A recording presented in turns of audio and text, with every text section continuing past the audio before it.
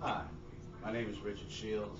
This is my presentation about the communication and the Internet and the future of the Internet. And as you see here is a picture of a child, and she is going to be the front runner of our new destiny as far as society is concerned with the Internet.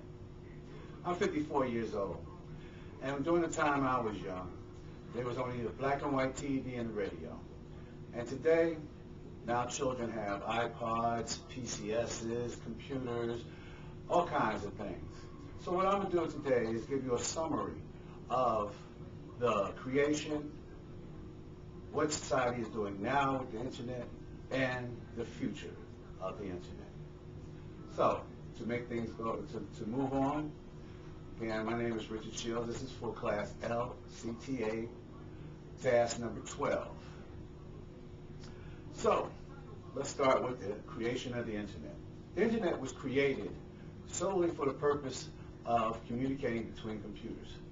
It was an experiment that took place in universities, University of UCLA and different other universities. And at that same time, the Sputnik was launched by the USSR. And in that case, the United States government was kind of concerned about their capability to be able to communicate if there's a time of war. So, with the creation of the computer and the Internet, it was possible for the United States government to continue to function in time of war. And the name of this program was called ARPA, and that was called the first Internet, ARPANET. And that was solely for colleges and governmental and contracting agencies. Going down the line, if we go through some of the timeline, this happened in 1969. As we move forward, there's another timeline where the World Wide Web was created by Mr. Lee. And at that point, that's when the Internet was commercialized.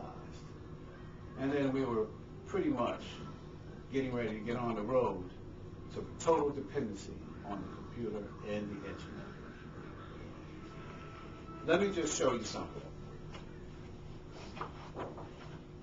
It's going to be a little hard to see. But what I have here is a timeline. This is 0. These are how many users and hosts or networks from the time the Internet first was created until the time of 2008. You can hardly see it, but it says 0 to 6 million.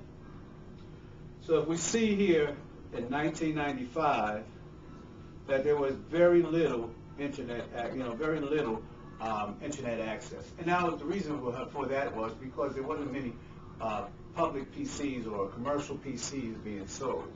But if we look at around 2000, after the scare of Y2K, where everybody thought that computers would falter, it didn't. Then after that, we had a very, very big increase in the use of internet or having hosts or networks connected to the Internet. And as we can see, as we go to 2005, that it's jumped up so high. And then when we go to 2007, now at this time the PC or the personal computers are laptops, they're iPods, they're those new phones, and that gave internet access a very big boost. And as we can see from 1970, from 2005 to 2008, we can see how far, how many people, or how many networks have been created since the time of the Internet. At this particular time, there's about 600 million networks on the Internet. 6 million. And that's a concern for all of us, because now we've become very dependent. If you look at business today, you'll find that they're doing all their transactions on the Internet. If you look at schools, children are doing their homeworks on the Internet. If you look at the phone companies, soon there will be no more telephones as we know it. As we know it today, these will become obsolete. What we'll have is either something implanted in our heads or something that will like Dick Tracy looking at his phone on his wrist and being able to pull up things. That's where we're at now. So, the future of the internet.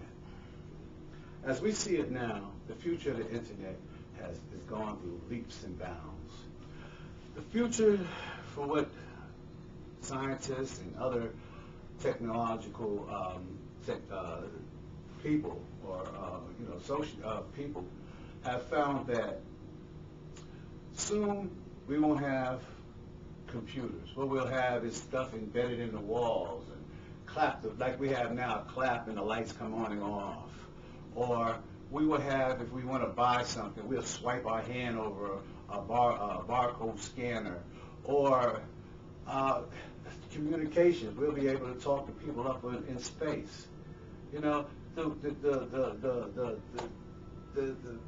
ideas are endless. You know, the internet is going to be here, is going to be here a long time.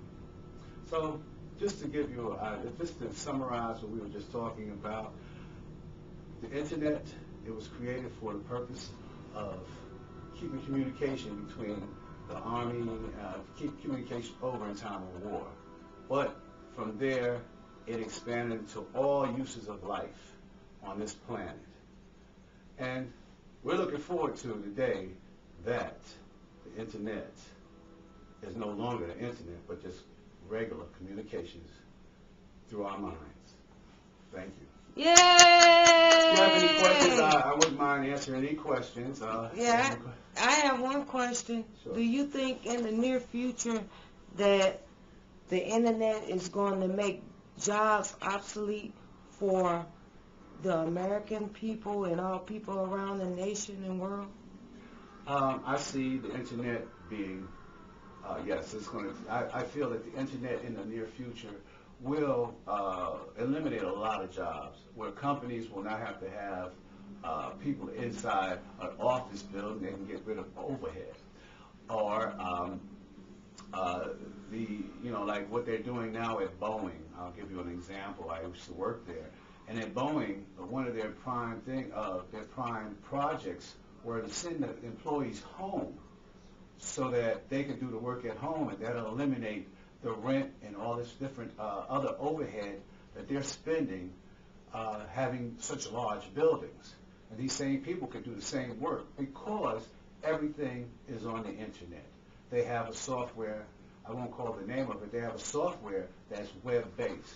So their employees can get online and be able to connect to the internet and connect to their company and be able to do the work over the internet. So yes, I think in the future the internet will take over big business or be as far as employment is concerned. Well, thank you. Yay! Thank you. Great Look, presentation. I appreciate your time. I was a little nervous, but I thank you, and you have a nice day.